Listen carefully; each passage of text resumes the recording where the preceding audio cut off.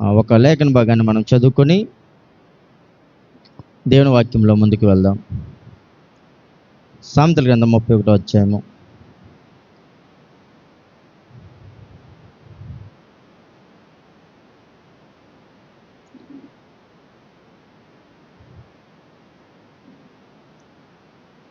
ఆ 1వ వచనాన్ని మనం ఈ దినము సామెతల గ్రంథం 31వ అధ్యాయం. రాజైన లెముయేలు మాటలు అతని తల్లి అతనుకు ఉపదేశించిన దేవోక్తి, నా కుమారుడా నేనేమందును, నేను కన్న కుమారుడా నేనేమందును, నా మొక్కులు మ్రొక్కి కనిన కుమారుడా నేను ఏమందును. చాలండి. దేవుని మనకి స్తోత్రం. ఈ లెమియేలు, రాజు అయిన లెమియేలు యొక్క తల్లి మరి భక్తితో తన కుమారుడికి ఉపదేశించిన దేవోక్తి అని రాయబడి ఉంది. మరి దినము మదర్స్ డే, అంటే ప్రతి స్త్రీ బాలిక నుంచి మరి ఒక యవనస్త్రాలుగా, తర్వాత ఒక మంచి భార్యగా, ఆ తర్వాత ఒక మంచి మాతృమూర్తిగా, అంటే తమ జీవితంలో అనేకమైన దశలు ఉంటాయి. మరి వీటన్నిటిలోనూ అత్యంత ప్రాముఖ్యమైనది ఆ తల్లితనం. కాబట్టి ప్రభుపేట ఈ దినం మీకు తెలియజేస్తూ ఉన్నాను. ఒక తల్లి ఏ విధంగా తన కుమారుల్ని పెంచాలి, తన కుమారులకు ఉపదేశించాలి, అలాగే ఒక తల్లి ఎంతటి ప్రేమ కలిగి ఉండాలనేది ఈ దినం మనం నేర్చుకోబోయే ఈ మాతృ దినోత్సవం సందర్భంగా మీకు చెప్పబోయే వాక్యం అని ప్రభుపేట తెలియజేస్తూ ఉన్నాను. ఈ సామెతల గ్రంథము ఈ 31వ అధ్యాయము ఈ 1 నుంచి ఈ 31 వచనాల్లో ప్రతిదీ కూడా ఒక స్త్రీ కోసము, అంటే ఆ 31 వచనాలు కూడా, ఆ గ్రంథం అంతా కూడా ఒక స్త్రీ తను ఎలా ఉండాలి, తన భర్తకు ఎలా లోబడి ఉండాలి, అలాగే తన పిల్లలకి ఎలా తల్లిలా ఎలా ఉపదేశించాలి, మొత్తం అంతా కూడా ఈ గ్రంథంలో ఇదే రాయబడుతుంది. కాబట్టి ఒక దైవభక్తి గల స్త్రీ ఎలాగూ తన కుమారులు పెంచాలి అని బైబిల్ అనేక మార్లు రాయబడి ఉంది. కానీ కొన్నిసార్లు మనము కొన్ని విషయాల్లో మరి వెనకబడుతూ ఉంటాం. కానీ దేవుని మాటను బట్టి తెలియజేస్తున్నాను, మరొకసారి దేవుడి ఈ మాటలు మీకోసమే రాయించాడు అనుకోండి. మీరందరూ తల్లులు. ఇందులో మరి దేవుని కృపను బట్టి ఒక్కరు కూడా పిల్లలైన వారు లేరు. స్త్రీలైన మీరందరూ మరి దేవుడి మాటను బట్టి మీకు ఒక మాట తెలియజేసి ఆ వాక్యం నుంచి ముందుకు వెళ్తాం. చూడండి, 31వ అధ్యాయము 31వ వచనం చూడండి. చేసిన పనిని బట్టి అట్టి దానికి ప్రతిఫలం ఇయ్యదగును, గౌనుల యొద్ద ఆమె పనులు ఆమెను కొడియానుడు. దేవుని నామానికి స్తోత్రం. అంటే యెహోవా యందు భయభక్తి కలిగిన స్త్రీ వారి యొక్క అలంకారం గురించి, వారి యొక్క సౌందర్యం గురించి దేవుడు ఈ మాట మాట్లాడుతూ ఉన్నాడు. దేవుని నామానికి స్తోత్రం. మరి ఇది స్త్రీలకనే కాదు, పురుషులకు కూడా. ఒక స్త్రీకి కానీ ఒక పురుషునికి కానీ అస్సలైన అందం ఏంటంటే యెహోవా యందు భయభక్తులు కలిగి ఉండుటే. తను అలంకరించుకున్న ఏ అలంకారము కానీ, ఏ అందము కానీ ఆ స్త్రీకి కానీ పురుషునికి కానీ నిజమైన సౌందర్యము కాదు. మరి ఏంటి నిజమైన సౌందర్యం అంటే, ఎక్కడైతే ఆ స్త్రీ కొనియాడబడతాదో, ఎక్కడైతే ఆ మాతృమూర్తి తన యొక్క స్థానాన్ని చక్కగా నిర్వర్తిస్తుందో ఆ స్త్రీ గౌనుల యొద్ద ఆమె పనులు ఆమెను కొనియాడును. గౌనులు అంటే ఒక సమాజము, కొంతమంది కూడుకున్నప్పుడు ఆ స్త్రీకి కలిగే ప్రతిఫలాన్ని బట్టి ఈ వాక్యాన్ని ప్రభు మనకు తెలియజేస్తూ ఉన్నాడు. దేవుని మనకి స్తోత్రం. మరి ఎలాంటి తల్లులు ఈ దినాల్లో ఉన్నారని ఆలోచన చేస్తే మనం చూస్తూ ఉన్నాం. దేవుని సన్నిధికి దూరంగా ఉంచేవారు, దేవుని సన్నిధి అంటే మరి పట్టణానితనంగా చేసేవారు అనేక మందిని చూస్తూ ఉన్నాం. కానీ బైబిల్లో ఒక తల్లి ఉంది, ఒక మంచి తల్లి మీకు పరిచయం చేస్తాను. సలోమి అనే ఒక తల్లి ఉంది. ఈ తల్లి యేసుక్రీస్తు ప్రభు అయిన ఆయన యొక్క శిష్యుల్లో జెబెదయి కుమారుల యొక్క తల్లి. ఈ తల్లి యొక్క ఆశ ఏంటంటే, ఆ దినాల్లో చాలా పనులు ఉన్నాయి, చాలా వ్యాపారాలు ఉన్నాయి, చాలా ఆస్తులు సంపాదించుకునే అవకాశాలు ఉన్నప్పుడు వాటిని కూడా ఆమె లక్ష్య పెట్టక కేవలము ప్రభు దగ్గర ఉండాలి. తన కుమారులు ఎక్కడ ఉండాలని? ప్రభు దగ్గర ఉండాలని. చూడండి, ఆ వాక్యం చూస్తే మీకు చక్కగా ఆ మాట యొక్క ఆంతర్యం అర్థమవుతుంది.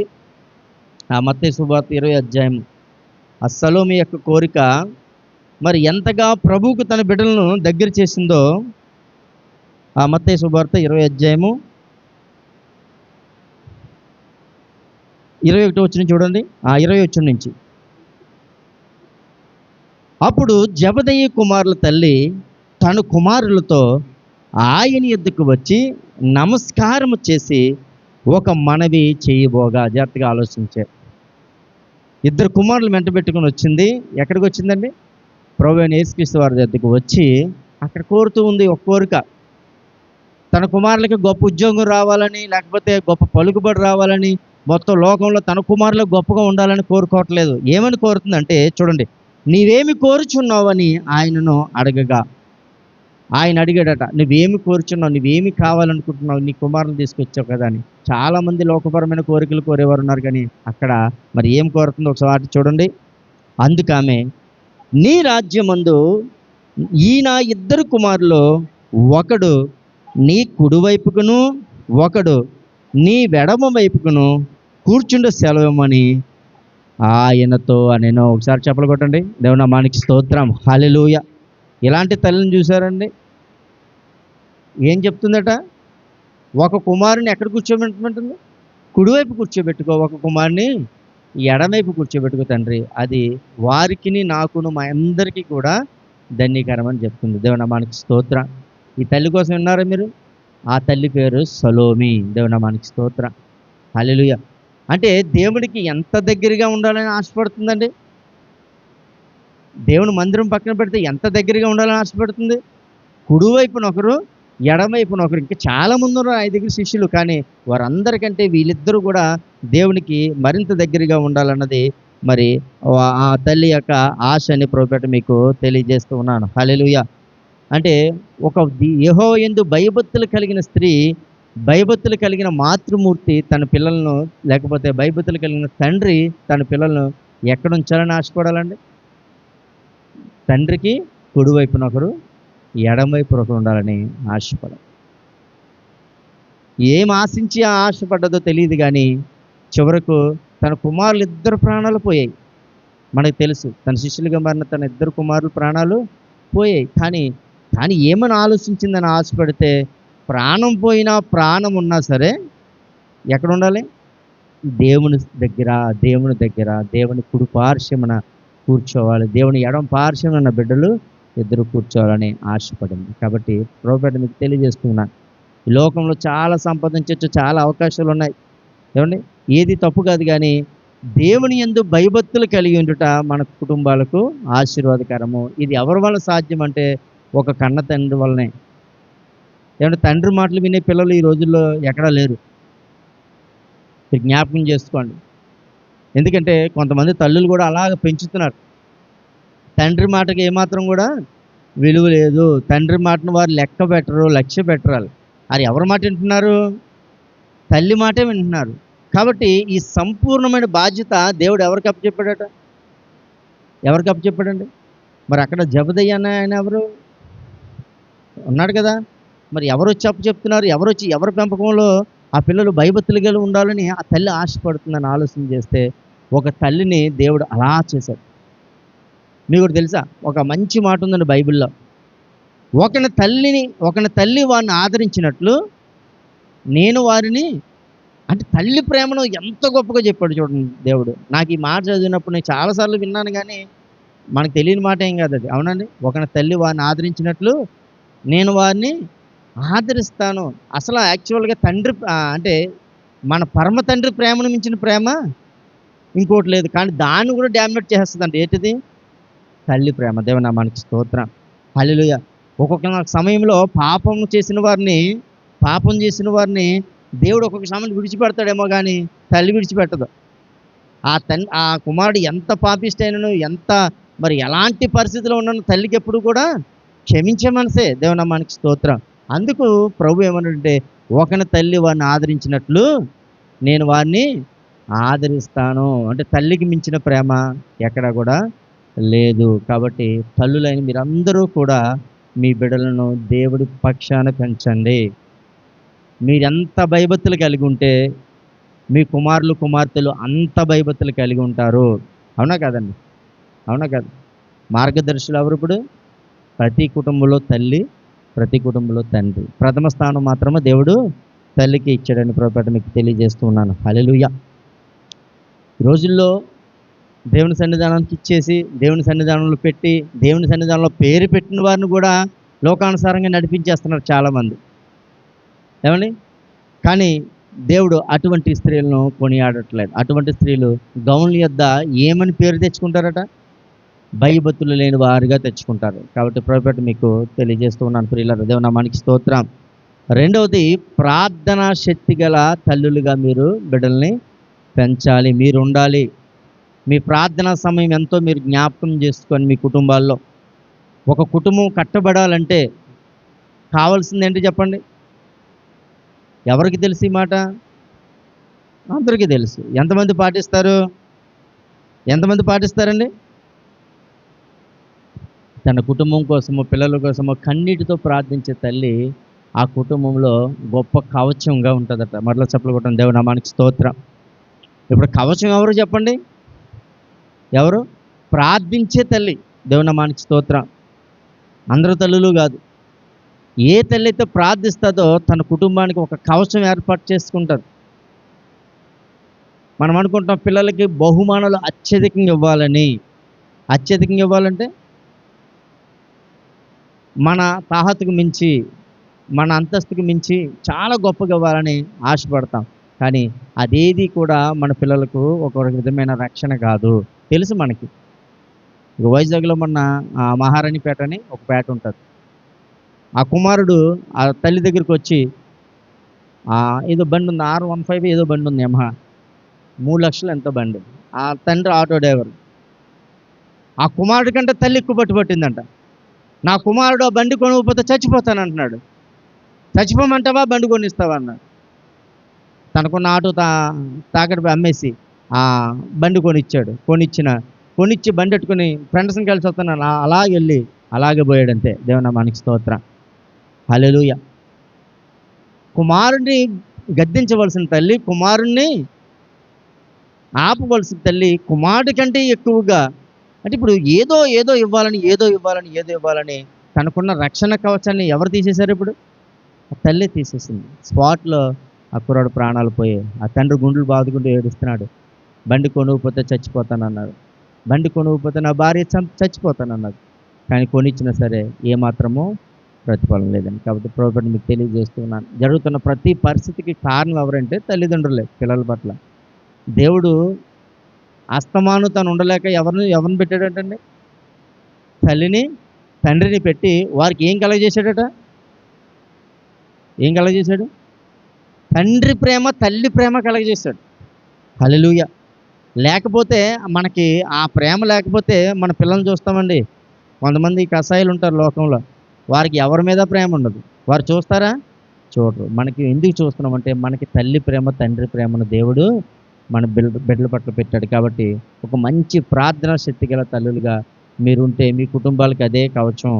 మీరు కోరుకున్నదంతా సాధించాలంటే అర్థం ఏంటంటే మీరు యొక్క మంచి గొప్ప తల్లులుగా ఉండాలని ప్రభువుపేట తెలియజేస్తూ ఉన్నాను. సమూయేలు గ్రంథం 1వ అధ్యాయం తీయండి. మీ అందరికీ తెలిసిన వాక్యమైనను ఈ దినము మరింత ప్రాముఖ్యంగా మాట మనకు కనబడుతుంది. సమూయేలు గ్రంథం 1వ అధ్యాయం 27వ వచనం చదివితే,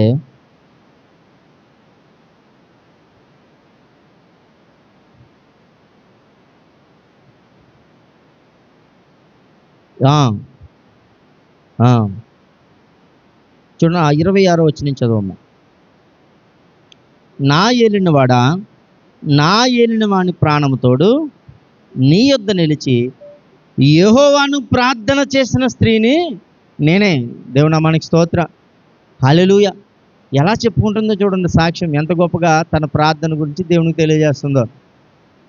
యెహోవా జీవంతోడు ఎక్కడ ఉన్నదట? యెహోవా నా ఏలిన వాని ప్రాణముతోడు నీ యొద్ద నిలిచి యెహోవాను ప్రార్థన చేసిన స్త్రీని నేనే.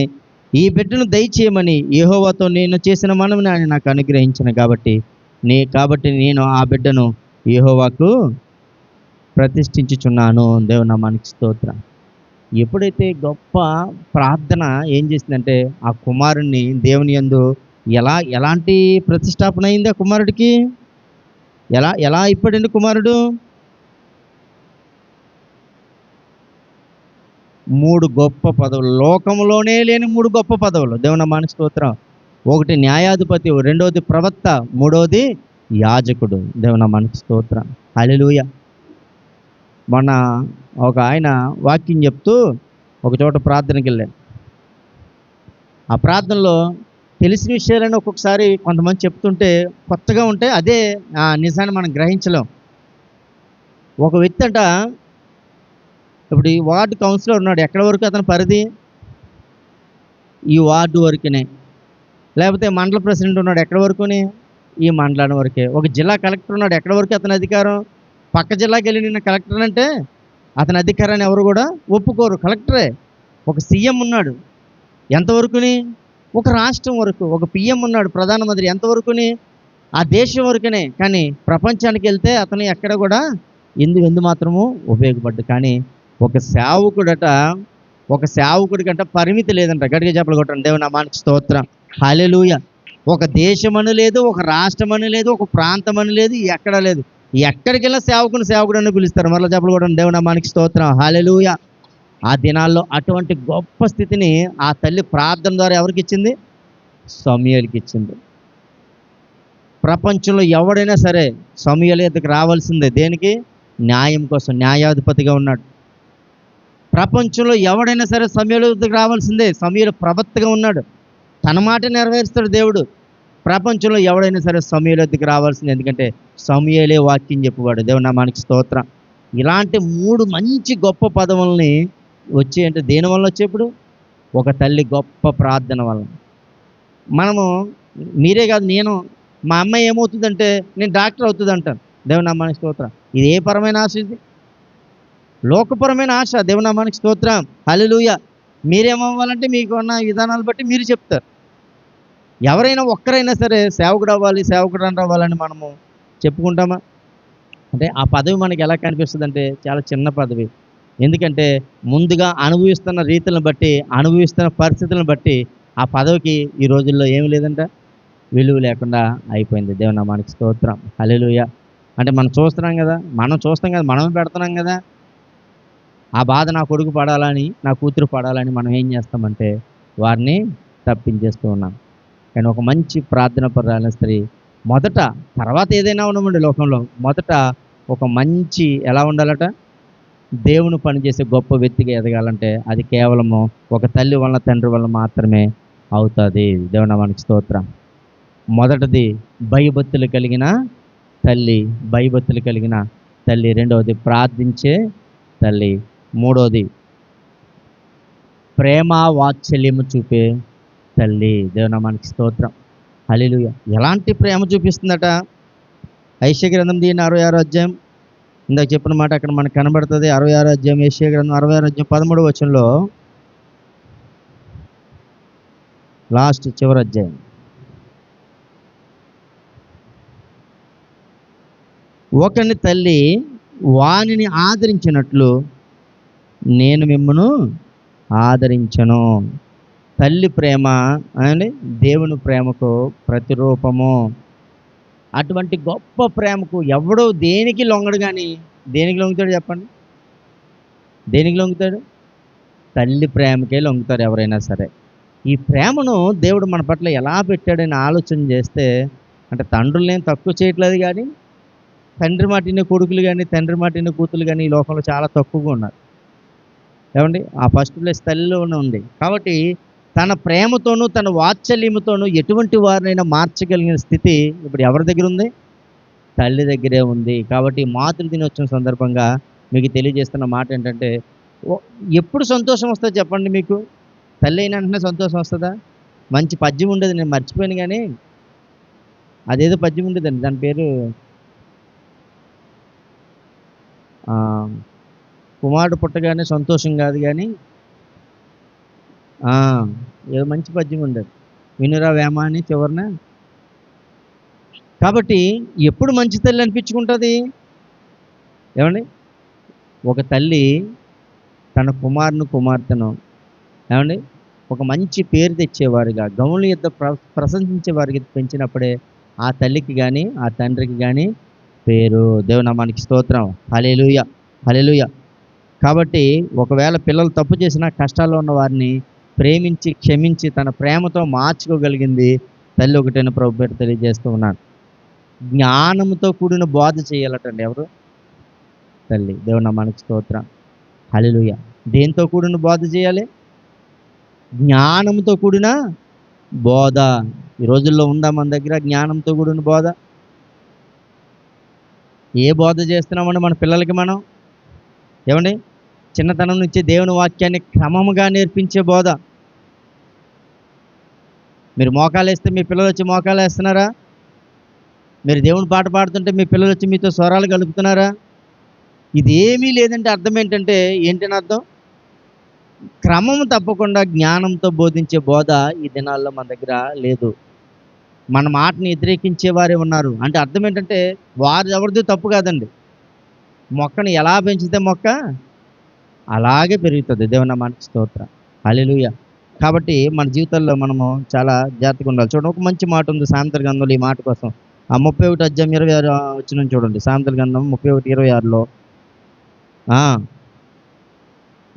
జ్ఞానము కలిగి తన నోరు తెరుచును, కృపగల ఉపదేశము ఆమె బోధించును. దేవుని నామానికి స్తోత్రం. హల్లెలూయా. ఎలా తెరుస్తుందట? ఒక మాతృమూర్తి చక్కగా తన నోరు ఒక స్త్రీ ఎలా తెరవాలట? జ్ఞానము కలిగి నోరు తెరవాలి. నోరు ఉంది కదని తెరిచేయడం కాదు, నోరు ఉంది కదని అరిచేయడం కాదు. దేనికి ఓపిక ఉండదు కానీ నోరుకి మాత్రం ఫుల్ ఓపిక అందరికీ. అవునా కదా? శరీరంలో ఓపిక ఉండదు ఎవరికి. ఎందులో ఓపిక ఉంటుంది? నోట్లో మాత్రం ఓపిక ఉంటుంది. మంచం మీద కూడా అరిచేస్తాం. దేవుని మనకి స్తోత్రం. కాబట్టి ప్రోపేట తెలియజేస్తూ ఉన్నాను, జ్ఞానము కల నోరు ఏమవుతుందంట? తెరుచును, కృపగల ఉపదేశము ఆమె బోధించును, ఆమె తన ఇంటి వారి నడతలను బాగుగా కనిపెట్టును. దేవుని నామానికి స్తోత్రం. హల్లెలూయా. ఎంతసేపు భర్తల నడకలను కనిపెడతాం కాదు, ఎవరి నడతలు కనిపెడతాం మనం? మనకు ఒకటే పని. ఏ పని అది? భర్తలు నడత. ఎక్కడ పోతున్నాడు, ఏం చేస్తున్నాడు, ఏం తింటున్నాడు, ఎలా పోతున్నాడు, ఇదే మన పని. కానీ వాక్యం అలా చెప్పట్లేదు. వాక్యం ఏం చెప్తుంది? తన కుటుంబం వారి నడతలు. అంటే నీ పిల్లలుంటే నీ నడతలను ఎవరికి అప్పచెప్పాడు బాధ్యత దేవుడు? ఇప్పుడు చెప్పండి. తల్లులైన నీకు, తండ్రులైన మాకు. దేవుని నామానికి స్తోత్రం. వారి నడతలు ఎప్పుడైతే కనిపెట్టావో ఆదిలోనే వాటిని మనము ఏం చేయగలమంట? వాటిని ఏం చేయాలి? సరి చేయగలము. కాబట్టి జ్ఞానము గల ఉపదేశము మన పిల్లలకి మనము బోధించాలి. హల్లెలూయా. ఒక తల్లి బోధించింది. ఎవరు? రెబ్కా. ఏమని బోధించింది? చేసేయి, మోసం చేసేయి. ఎవరిని మోసం చేసే? ఇంకొక కడుపును పుట్టిన కుమారుడు కూడా కాదు, ఆడు తన కడుపును పుట్టినవాడే. కాబట్టి ప్రేమ ఎక్కువైపోయింది అనమాట. అంతే. ఎవరిని మోసం చేసామన్నది? యాసావును మోసం చేసామని చెప్పింది. యాకోబు మీద ప్రేమతోటి ఆ తప్పు తన కుటుంబాన్ని ఎన్ని సంవత్సరాలు వేధించిందో తెలుసా? ఏమండి? ఎన్ని సంవత్సరాలు. ఆశ్రదింపబడవలసిన కొడుకు ఏమైపోయాడు? యాసావు నాశనకరమైన పరిస్థితులకు పోయేలా చేసింది. కానీ ఈ యొక్క మంచి కుమారుడని ఈ తల్లి ఆశపడ్డట్టుగా అలా జరుగుతుందంటే ఎన్ని సంవత్సరాలు వెళ్ళి పాలికాబ్దానం చేశాడు? 14 సంవత్సరాలు చేశాడు. అంటే ఏం జరుగుతుంది ఇక్కడ? జ్ఞానముగా బోధించవలసిన తల్లి.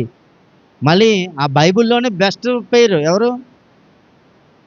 రెబ్కాని ఇస్సాకు. బైబిల్లోనే బెస్ట్. భార్య భర్తల్లోనే బెస్ట్ అనిపించుకున్నారు తప్ప తల్లిదండ్రుల్లో ఏమీ కూడా బెస్ట్ అనిపించుకోలేదు. చేతుల నాటిని చూసి ఇస్సాకు ఆశీర్వదించేస్తే ఈ తల్లి మోసం చేసి ఏం చేసిందటండి? ఈ తల్లి మోసం చేసి ఏం చేసింది? తన కుమారుడికి మోసం నేర్పించింది. దేవుని నామానికి స్తోత్రం. హల్లెలూయా. ఇప్పుడు తన కుటుంబంలో జరిగిన ప్రతి పరిస్థితికి బాధ్యత వహించవలసింది ఎవరంటే ఆ రెబ్కాయ, ఆ తల్లే. కాబట్టి ప్రభుపేట మీకు తెలియజేస్తున్నాను, మనకి ఇంకా చిన్నపిల్లలు ఉన్నారు, చాలా యవనస్తులు ఉన్నారు, లేకపోతే అనేక మంది మనం మార్చవలసిన వారు ఉన్నారు. కాబట్టి మనం ఏం చెప్తే అదే వింటారు యాజిటీస్గా. వాళ్ళు తప్పు అనుకోరు. ఇంకా తల్లి ఏం చెప్తే అదే, తండ్రి ఏం చెప్తే అదే. ఇంకా వారికి రెండో విషయం ఏమీ తెలియదు. కాబట్టి జ్ఞానము గల ఉపదేశము ఎవరికి ఇవ్వాలంటున్నాడు దేవుడు? కుమార్తెలకు, కుమారుడికిని. దేవుని నామానికి స్తోత్రం. ఒక మంచి తల్లికి సహనము మరియు విశ్వాసము కావాలంటుంది. ఒక మంచి తల్లికి ఏం కావాలి? సహనము మరియు విశ్వాసం. సహనం ఎందులో కావాలి? పిల్లలు పెట్టే కష్టం నుంచి, శోధన నుంచి సహనం కావాలి. లేకపోతే మీకు ఎదురైన కష్టాల నుంచి సహనం కావాలి. ఆ సహనం ఏం చేస్తుందంటే ఒక గొప్ప విశ్వాసానికి నాంది, లేకపోతే ఒక గొప్ప విశ్వాసానికి అదే పునాది. మీరు చాలా కష్టంలో ఉన్నారు అనుకోవచ్చు. ఒకవేళ మీ భర్త వలన, లేకపోతే మీ కుటుంబాల వల్ల, మీ అత్తమామల వల్ల, లేకపోతే వాట్ ఈజ్ ఇట్, ఏదైతే కానివ్వండి. కానీ ఇప్పుడు జరుగుతున్న పరిస్థితి ఏంటంటే మీ సహనము మీ పిల్లల్లో ఏం పెంచుతుందండి? గొప్ప భక్తిని పెంచుతుంది. మీరు సహనం లేకుండా మాట్లాడే ప్రతి మాట కూడా ఎవరుంటారు? దేవుడు తర్వాత వింటాడు. ముందు ఎవరుంటారు? మన కొంగు పట్టి తిరిగే మన పిల్లలే వింటారు. దేవుని నామానికి స్తోత్రం. సహనం లేకుండా మనం అరిసే మాట తల్లి అయినా తండ్రి అయినా ఎవరుంటారు? ముందు పిల్లలే వింటున్నారు. ఈ రోజుల్లో పిల్లలు ఎక్కడ ఉంటున్నారంటే ఎక్కడెక్కడ ఉంటున్నారు? తల్లి చుట్టూ తండ్రి చుట్టూనే ఉంటున్నారు. వీళ్ళ మాటలు వీళ్ళే రోల్ మోడల్. ఈవేళ వాళ్ళు ఎంత మంచిగా తయారైన కారణం ఎవరు? తల్లిదండ్రులే. వారు చెడ్డగా తయారైన కారణం ఎవరు? తల్లిదండ్రులే. దేవుని నామానికి స్తోత్రం. హల్లెలూయా. శ్రమల్లో ఉన్నప్పుడు, ఇబ్బందుల్లో ఉన్నప్పుడు, కష్టంలో ఉన్నప్పుడు, మీరు శోధనలో ఉన్నప్పుడు ఒక గొప్ప తల్లిని ఈరోజు మీకు పరిచయం చేస్తాను. ఆ తల్లి పేరే యూనికే. దేవుని నామానికి స్తోత్రం. యూనిక్ అంటే ఎవరు చెప్పండి? ఒక మంచి పాస్టర్ గారికి తల్లి. బైబిల్లో ఉన్న గొప్ప పాస్టర్ గారు.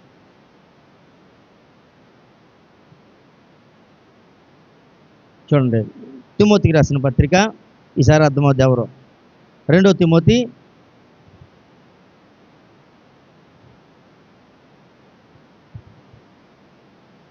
'ఇందాక మా కుమారి రమ్యమ్మ చదువుతూ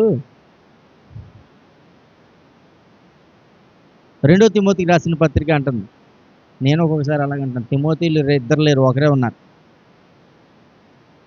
తిమోతికి రాసిన 2వ పత్రిక చూడండి, 1వ అధ్యాయం 1వ వచనం. చదవండి. ఉమ్, ఉమ్, ఉమ్, ఆ, ఉమ్, ఉమ్, ఉమ్, ఉమ్.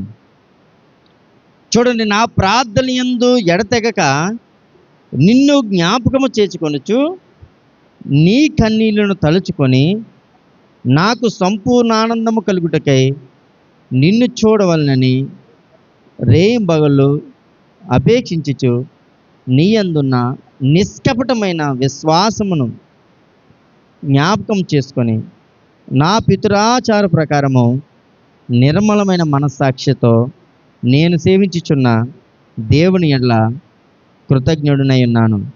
ఆ విశ్వాసము మొదట మీ అవ్వ అయిన లోయలోను నీ తల్లి అయిన యూనికేలోను వసించెను. అది నీ యందు సహవసించుచున్నదని నేను రూఢిగా నమ్ముచున్నాను. దేవనామానికి స్తోత్రం. హల్లెలూయా. తిమోతి యొక్క విశ్వాసం ఎక్కడి నుంచి వచ్చిందని చెప్తుందండి వాక్యం? ఎక్కడి నుంచి వచ్చింది?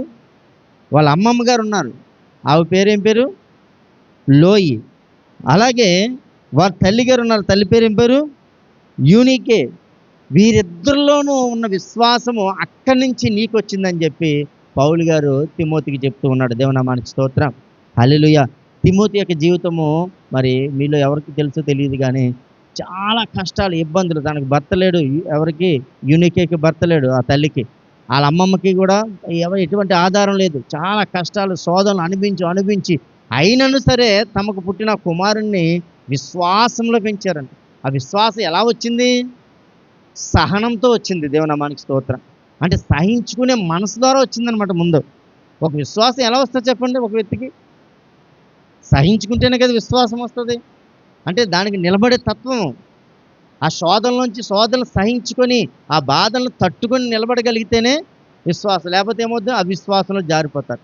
శోధన సహించేవాడు ధన్యుడు, శోధన సహించలేనివాడు అన్యుడు. ఆ సహించలేని విశ్వాసం ఎప్పుడైతే మనలో ఉందో మనము ఏ విధమైన మాదిరికరమైన జీవితాలు జీవించలేము.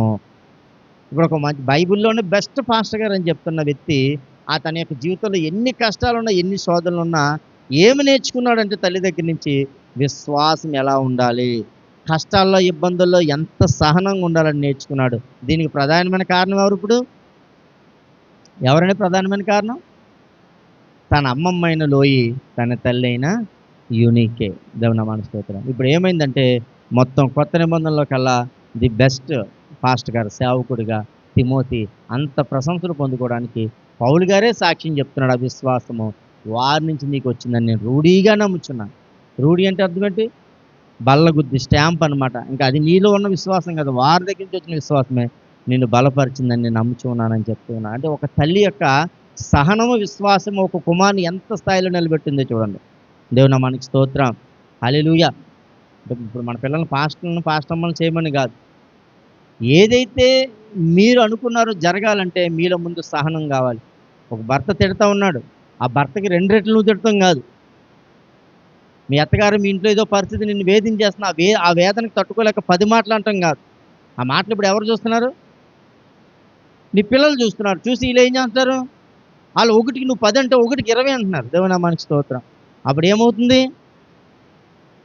సహనం లేని మన మాటల వలన ఏం నేర్చుకుంటున్నారు? ఎప్పుడైతే మనం మౌనంగా ఉన్నామో వాళ్ళు కూడా ఏమంటారంటే, ఆహా, ఇలా తిట్టినా సరే మేము ఎలా ఉండాలి? మేము మౌనంగానే ఉండాలి. మేము తిరగబడకూడదు. మా తల్లి తిరగబడట్లేదు, మా జరుగుతున్న పరిస్థితులను బట్టి మా తండ్రి తిరగబడట్లేదు అని నేర్చుకుని వాళ్ళు ఏం చేస్తారంటే ఆ భక్తిలో ఆ సహనం వారు అలవర్చుకుంటారు. ఆ సహనం ఏమవుతుందంటే వారిలో గొప్ప విశ్వాసానికి పునాదని ప్రోపేట మీకు తెలియజేస్తూ ఉన్నాను. హల్లెలూయా, హల్లెలూయా. చూడండి, మరొక మాట చూసుకుందాం.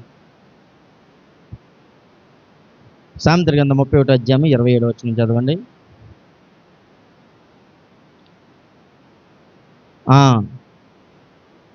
అంటే అర్థం ఏంటి? కింద వచ్చిన కూడా చదవమ్మా, కింద మాట. ఏం చేయకుండా భోజనం చేయదు, పని చేయకుండా ఆమె భోజనము చేయదు. అంటే ఈ మాట దేనికోసం రాయబడుతుందంటే ఒక మంచి గృహ నిర్వాహకత్వము. హల్లెలూయా.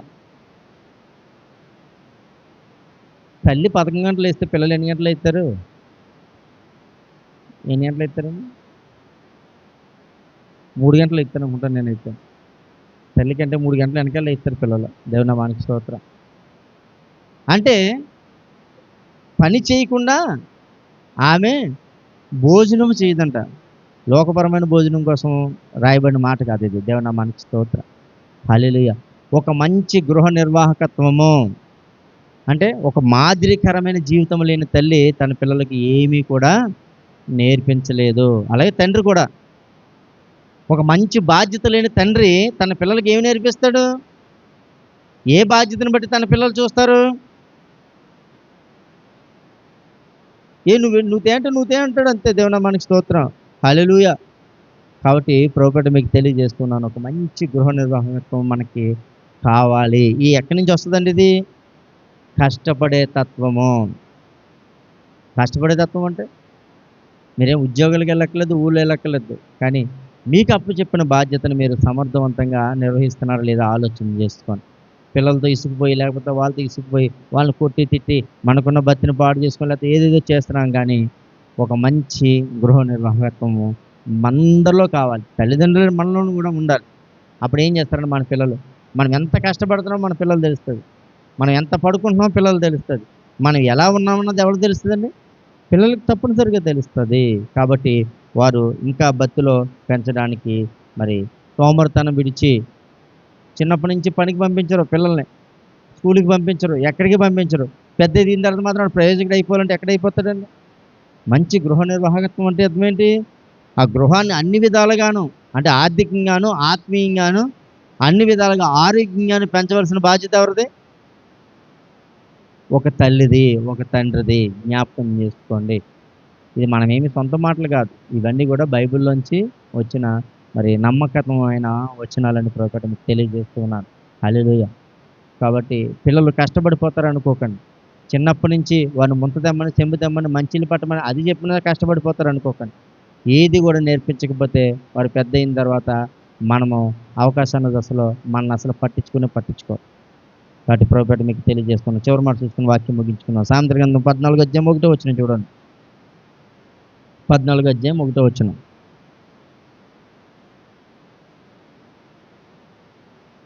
జ్ఞానవంతురాలు తన ఇల్లు కట్టును, మూఢురాలు తన చేతులతో తన ఇల్లు ఓడబెరుకుకొనును. దేవునామానికి స్తోత్రం. హల్లెలూయా. తన సుఖము కంటే తన పిల్లల సుఖము కంటే క్షమించండి, తన సుఖము కంటే తన పిల్లలు తన కుటుంబాల సుఖమే ముఖ్యమని కోరుకునే త్యాగము తల్లిదండ్రుల్లో ఉండాలి. ఎంతసేపు మనకు కావాల్సిన వాటి కోసం, నేను చాలామందిని చూశానండి పెద్ద వయసు వారిలో, వారికి కావాల్సిన సౌకర్యాల కోసము వారు ఏమండి పిల్లల్ని ఎదించి తినే ఆ పరిస్థితులను చాలామందిలో చూశాను. కాబట్టి మీకు తెలియజేస్తున్నాను, ఎప్పుడు కూడా మనకంటే మన కుటుంబము మన పిల్లలే ప్రాముఖ్యమని మీరు ఆలోచన చేసుకోవాలి. ఆ త్యాగం మీలో ఉండాలి. కాబట్టి ఆ క్షేమమే తన బిడ్డల ఎదుగుదలకు చాలా సహకరిస్తుంది. బైబిల్లో చాలా మాటలు ఉన్నాయి. ఈ ఎదుగుదల కోసం మనం చెప్పుకుంటూ వెళ్ళిపోతే చాలా ప్రాముఖ్యమైన మాటలు మనకు కనబడతాయి. కానీ అవన్నీ ఇప్పుడు చెప్పుకోవడానికి మనకు సమయం లేదు. కానీ ఎందుకు ఈ మాటలు మీకు చెప్తున్నానంటే, చూడండి, మన తప్పు వలన లేకపోతే మన తప్పిదం వల్ల కాకపోయినా ఒక్కొక్కసారి మనము నిందపడవలసి వస్తుంది, లేకపోతే బాధపడవలసి వస్తుంది. పరిస్థితులు మనకు అనుకూలంగా ఉండలేని పరిస్థితులు వస్తాయి. ఆ వచ్చినప్పుడు మనం చేసే త్యాగము మన పిల్లల్లో మరి ఎటువంటి పరిస్థితిని కలగ చేస్తుంది. యాకోబేదుకి తన కుమారుడు అంటే చాలా ఇష్టం. యాకోబేదు అంటే ఎవరు? యూనిక్ అంటే ఎవరంటే చెప్పట్లేదు. యాకోబేదు అంటే ఎవరో చెప్పలేదు. బైబిల్లో ప్రాముఖ్యమైన వారు స్త్రీలు. ఆ స్త్రీల యొక్క పేర్లు మీరు జ్ఞాపకం ఉంచుకోవాలి. యాకోబేదు అంటే మోషే గారి తల్లి. ఇశ్రాయేలుని 40 సంవత్సరాలు నడిపించిన నాయకుడైన మోషే గారి యొక్క తల్లి. తన కుమారుడు అంటే చాలా ఇష్టం, చాలా ఇది. కానీ దేనికోసం అక్కడ చంపేసే పరిస్థితి ఉంది. కానీ తన కుమారుడు బ్రతకాలని ఎక్కడికి అప్పచెప్పిందంటే, దేవునామానికి స్తోత్రం. హల్లెలూయా. తన త్యాగం ఏం చేసిందంటే, తన కుమారుని ఇశ్రాయేలు ప్రజలు నడిపించడానికి ఉపయోగపడేంతగా తన ప్రేమను అంతలాగా తన కుమారుడు పట్ల చూపించే త్యాగానికి మారుగా యాకోబేదు అంటే త్యాగానికి ప్రతిరూపం అని బైబిల్ తెలియజేస్తుంది. ఒక కుమారుని విడిచిపెట్టడం అంటే చిన్న విషయం కాదు. కాబట్టి ప్రభువుపేట మీకు తెలియజేస్తూ ఉన్నాను. ఈ మాటలు ఇక్కడితో నేను ముగిస్తూ ఉన్నాను. జ్ఞాపకం చేసుకోండి, ఈ మాతృ దినోత్సవం సందర్భంగా మీరు ఉండవలసిన పరిస్థితి ఏంటంటే, భయభక్తులు కలిగి ఉండడం, రెండోది ప్రార్థన పరురాలుగా ఉండడం, ప్రేమ వాత్సల్యం కలిగిన వారుగా ఉండడం, సహనము విశ్వాసము కలిగి ఉండడం. అమ్మా కూర్చోండి. ఇంకా కష్టపడే తత్వం కలిగి ఉండడం, జ్ఞానము కలిగి బోధించే గొప్ప తత్వం ఉండడము, అలాగే మరి గొప్ప త్యాగ గుణం కలిగి ఉండడం అని ప్రభువుపేట మీకు తెలియజేస్తూ ఉన్నాను. కాబట్టి దేవుడి వాక్యాన్ని దీవించి ఆస్వాదించిన గాక. ఆమేన్.